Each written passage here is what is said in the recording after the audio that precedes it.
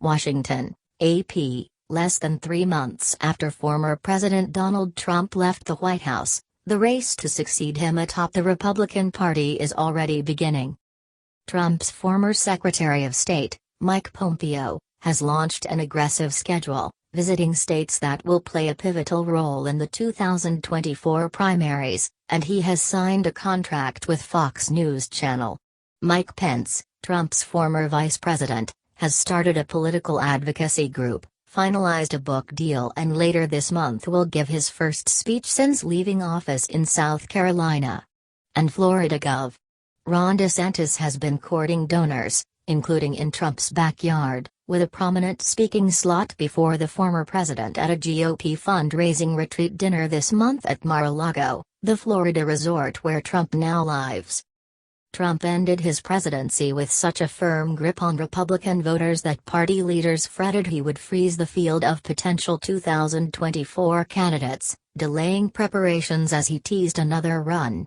Instead, many Republicans with national ambitions are openly laying the groundwork for campaigns as Trump continues to mull his own plans.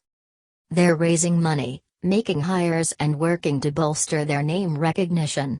The moves reflect both the fervor in the party to reclaim the White House and the reality that mounting a modern presidential campaign is a years-long endeavor. "You build the ark before it rains," said Michael Steele, a Republican strategist who worked for Jeb Bush's presidential 2016 campaign, among others. "They're going to do the things they need to do if he decides not to run." Trump, at least for now, is giving them plenty of leeway, convinced they pose little threat to his own ambitions. "It's a free country. Folks can do what they want," Trump advisor Jason Miller said in response to the moves. But, he added, if President Trump does decide to run in 2024, the nomination will be his if you're paying any attention to public polling of Republican voters. Polling does indeed show that Trump remains a commanding figure among GOP voters, despite his loss in November to Democrat Joe Biden. Republican leaders, including those who may hope to someday succeed him, have been careful to tend to his ego and make clear they have no plans to challenge his standing. Florida Senator Rick Scott, the chairman of the National Republican Senatorial Committee, last weekend awarded Trump a New Champion for Freedom Award, which the group publicized, complete with a photo of a smiling, golf-attired Trump holding a small, gleaming cup, even after the former president went after Senate Republican leader Mitch McConnell of Kentucky in a profanity-laden speech. A day later, former South Carolina Governor Nikki Haley, considered a top-tier 2024 candidate, told the Associated Press that she will sit out the race if Trump runs again.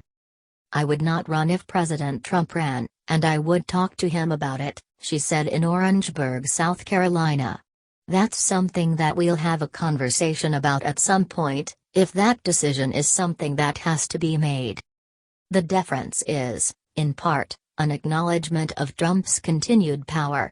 Even out of office and without his Twitter megaphone, Trump remains deeply popular with the GOP base and is bolstered by an $85 million war chest that can be shared with endorsed candidates, spent on advertising and used to fund travel and pay for polling and consultants.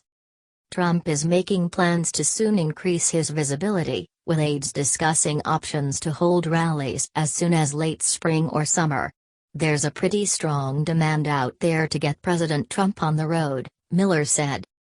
Many Republicans acknowledge Trump would leap to the front of the pack if he chooses to mount a bid to become the only president other than Grover Cleveland to serve 2 non-consecutive terms.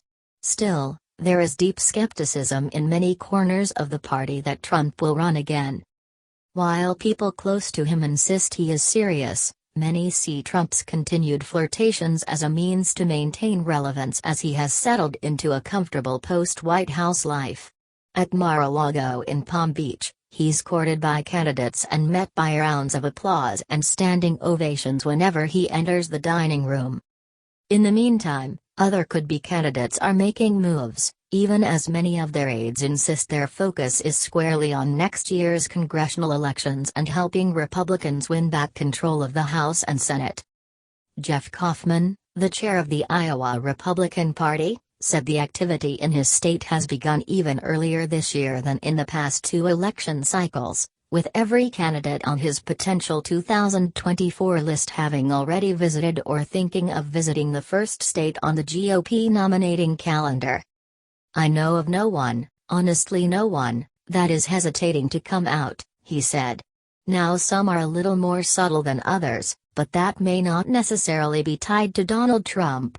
That may be just tied into their campaign style and not wanting to get too far ahead of their skis until they see if they have any traction whatsoever.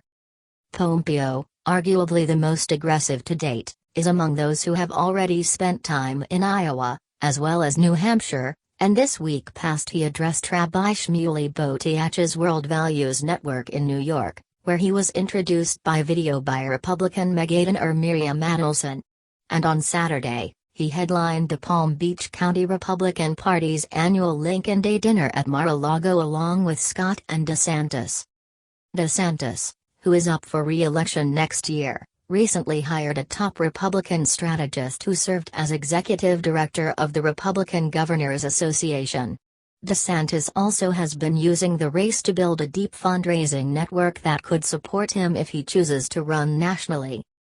The party, which for a time appeared to be paralyzed by division, has grown more united in its opposition to Biden, even as Trump continues to spar with McConnell and works to defeat incumbents who voted for his impeachment. Republicans in Congress have found common cause railing against Biden's border policies, voting against his COVID-19 relief bill and pushing for new restrictions on voting, while railing against corporate interference in the voting rights debate. "I think you would find broad agreement in our party that we need to be having the debate about policy," said Representative Liz Cheney, Republican Wyoming, the number 3 House Republican, who continues to face enormous backlash after voting for Trump's impeachment. "We need to be talking about policy," she said while speaking to Georgetown University's Institute of Politics and Public Service last week. Regardless of Trump's ultimate decision, his critics and acolytes alike say they see the future of the party as dependent on maintaining their appeal to Trump voters, while at the same time winning back the suburban voters who abandoned them last fall. "I think everyone's trying to find that magic combination of Trump plus, of continuing to appeal to the new voters that President Trump brought to the Republican coalition while also bringing back some of the college-educated suburban folks that were repelled by his antics," said Steele.